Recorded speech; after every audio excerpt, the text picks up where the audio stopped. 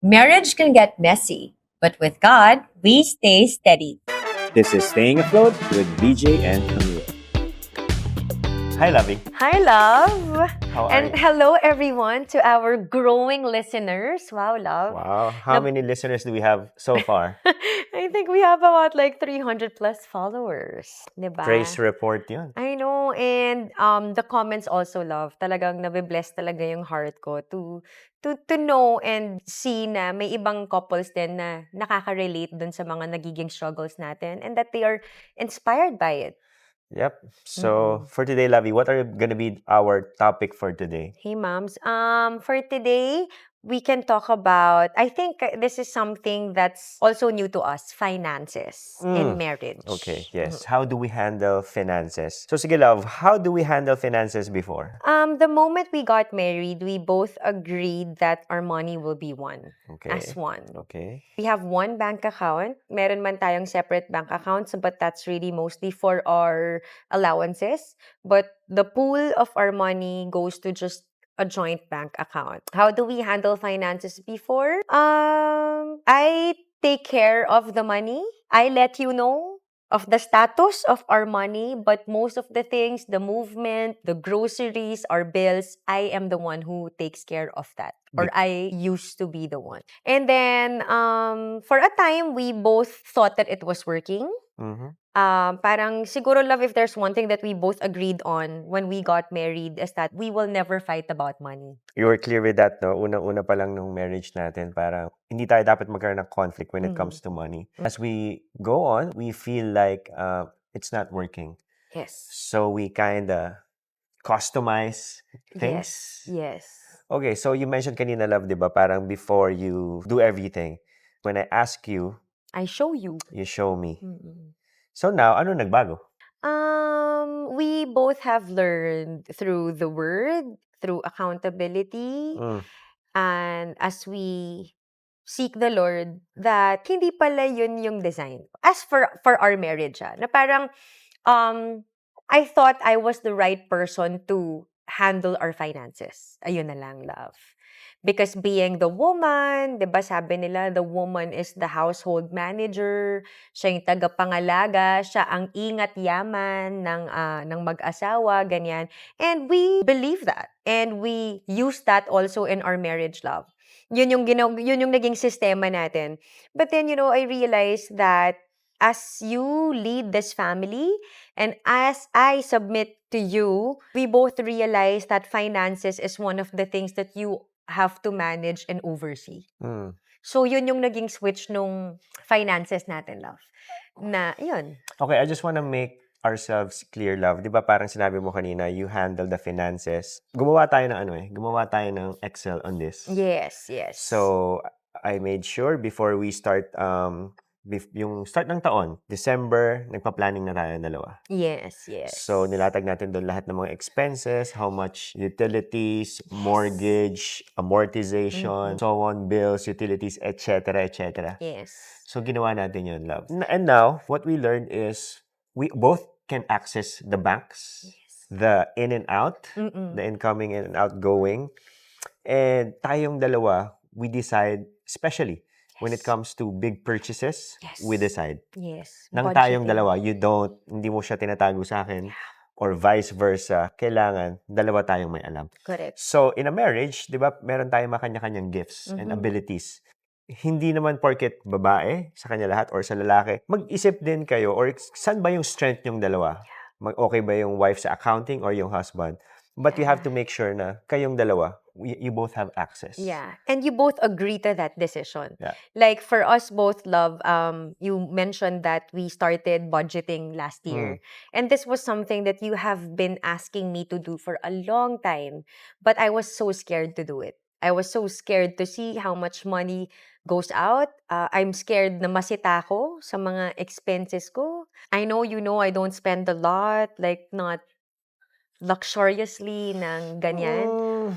But I buy little things that also amounts to Yeah. big madami, Basta accumulated. you spend, period. Oo. Yeah. So, parang I didn't wanna expose that to you. I wasn't ready to let you know na makita mo na, wow, ganito pala talaga karami yung mga binibili mo, no? But, I realized that kailangan siya mangyari.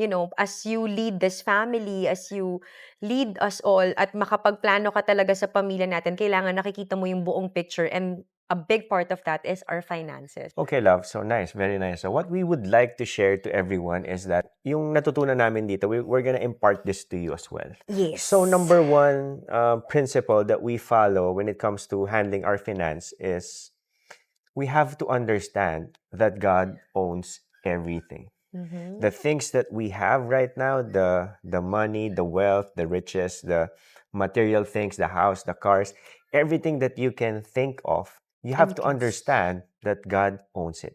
Yes. We are just stewards. Yes. We are not owners of these. Yes. So kumbaga parang we are just taking care. Managers. We are managing our finances, everything that we have.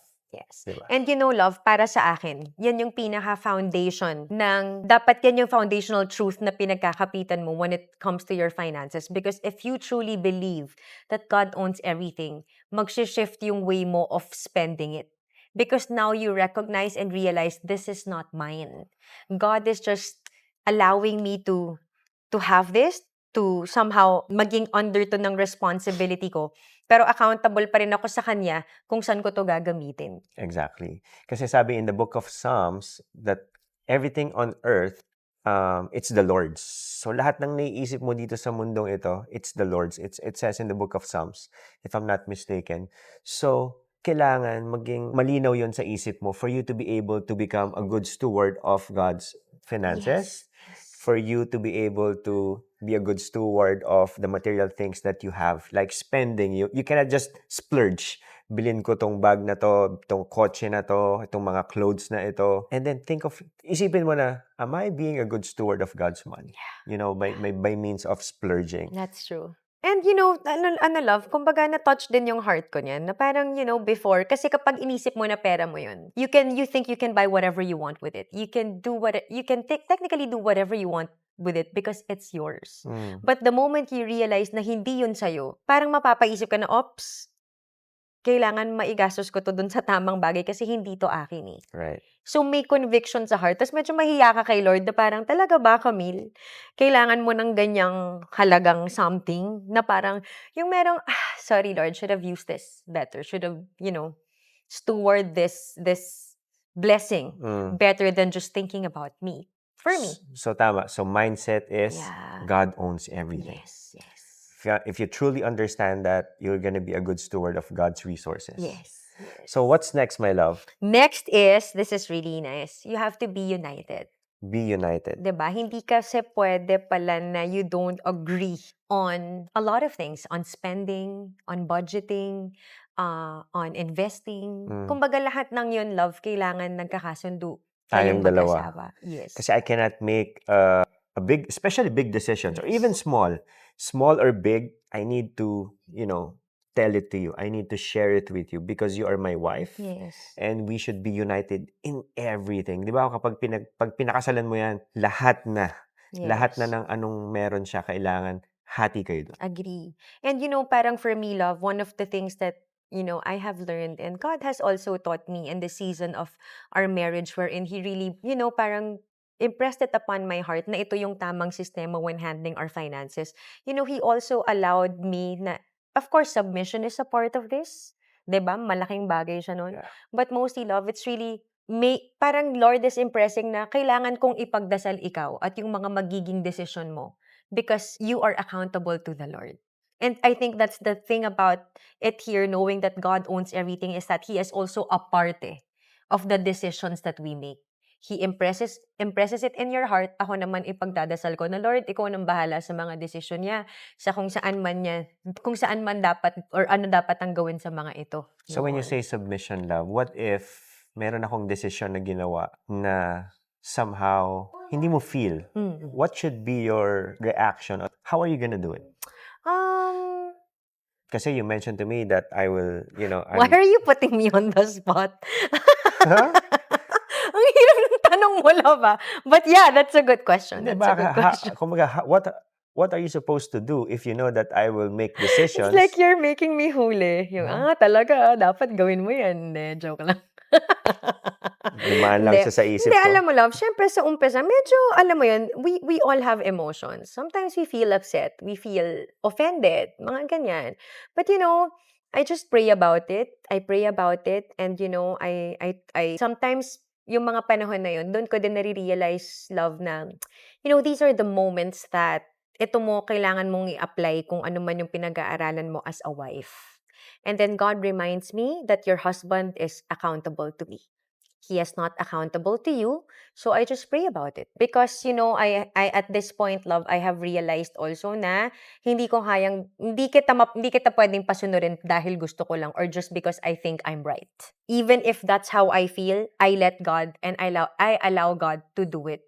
Hindi ako yung kailangan gumawa So nun palagi. you're not gonna try to control me or make decisions for me. Your No. job is to Pray keep for praying you. for me Yeah. that I will make good decisions, and those decisions should be coming from the Lord. Yes. Tama. Yes. So we should be united in small things, Yes. small purchases man yan, big purchase man yan. Yes. Once na you get married, you are in one flesh. Yes.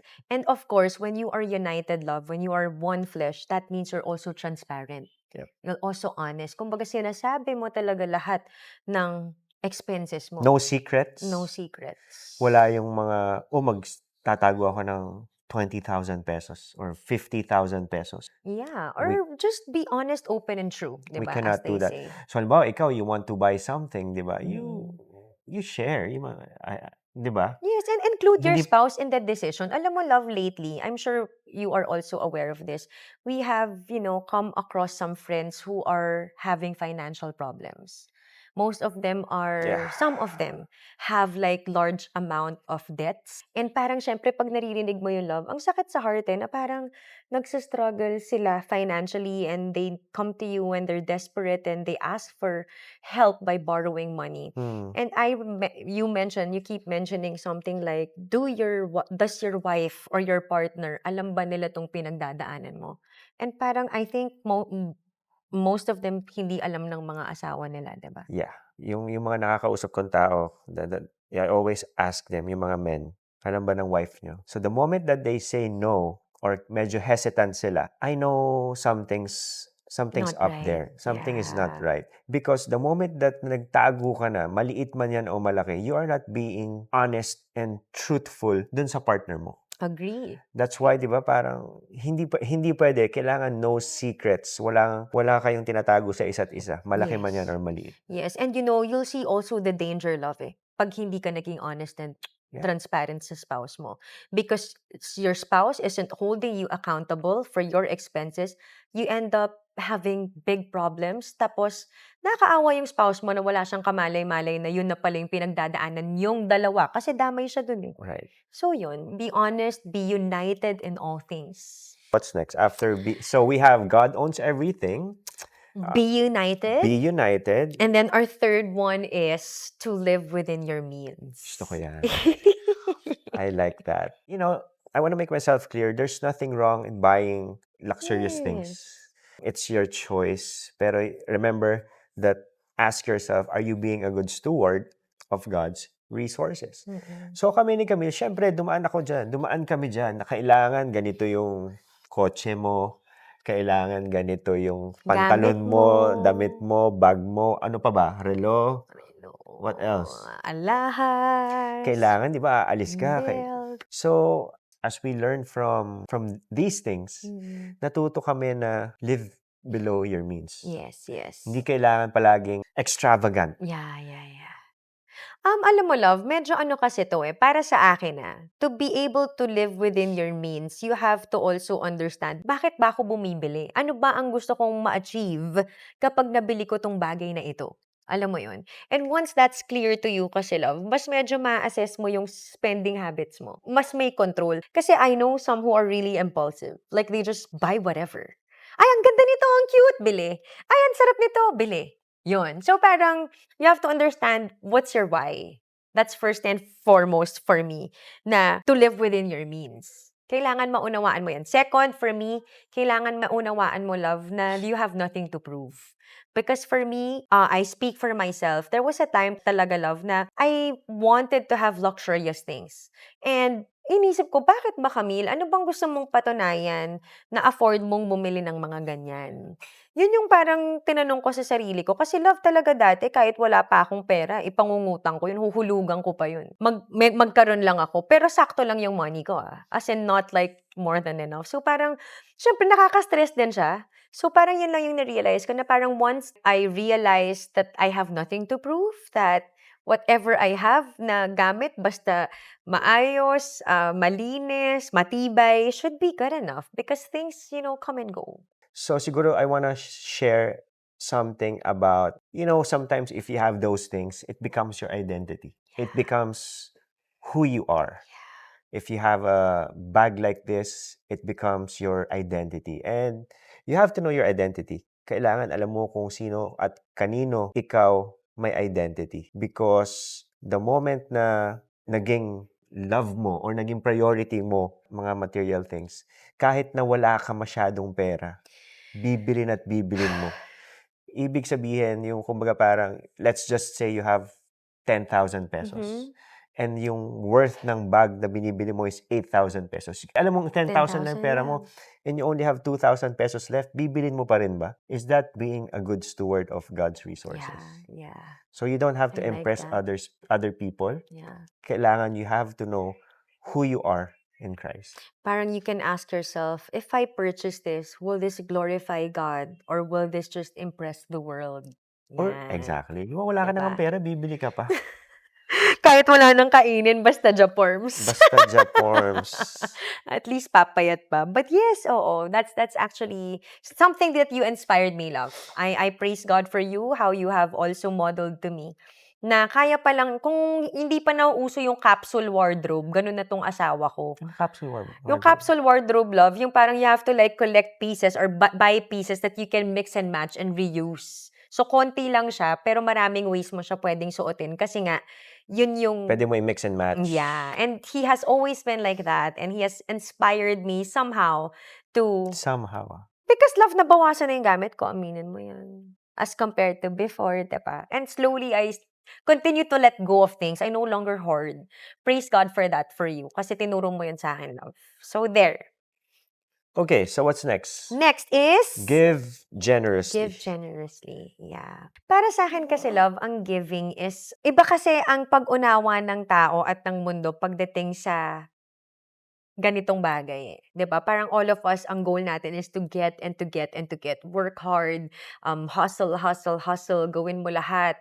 Work hard, rest later. 'Di ba? Kasi we wanna acquire. And we feel like our success is tied to that. We are successful when we have nice things, when we have a big house, when we have these things that we like. Yun yung definition natin, love, ng success. So it's always about getting for yourself. But kingdom mentality, ibang-iba. It is when you give, it is when you bless other people, that's all the more that you find treasure in life. Di ba, love, na yung value pala ng life ay nandun sa pagbigay? Kasi yung pakiramdam mo tuwing nagagamit ka ng Diyos na maging blessing sa ibang tao o sa ibang pamilya, walang kapantay yun, priceless yung feeling na yun. So Right. parang for me, giving is something that God has commanded all of us. Kasi wala naman siyang ibang gagamitin para i-bless din yung ibang mga taong tumatawag sa kanya kung hindi yung mga followers lang niya at din yung mga sensitive lang din sa ganon. Di ba there's a saying, the more you give, the more you receive. Yes. Hindi ko rin naiintindihan Hindi dati. siya Hindi ko siya gets. naiintindihan. Why would I give this? Wala ka eh. How would I get it At saka back? paano ka sure na makaka-receive ka? Exactly. But if Diba, you no? understand that God owns everything, that He takes care of Yes. you, you know na yung lahat ng mga pumapasok sa'yo or lahat ng mga lumalabas sa'yo, ibabalik din niya.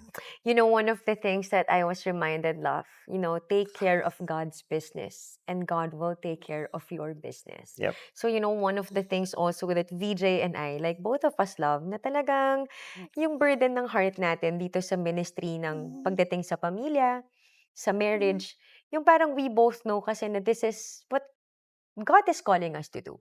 And when you know that you are called to do that, syempre, gusto mo sumunod. You have to obey. And as we see that, as we do these things, the more that I see God's goodness and faithfulness and, in provisions in our life. Alam mo yun, parang, I don't know if you, Yeah. so parang yan talaga. One of the things that we do also as husband and wife in our marriage is that we really tithe. We tithe regularly, we tithe everything. All the things that come in into our finances, automatic that, we give what is for the Lord.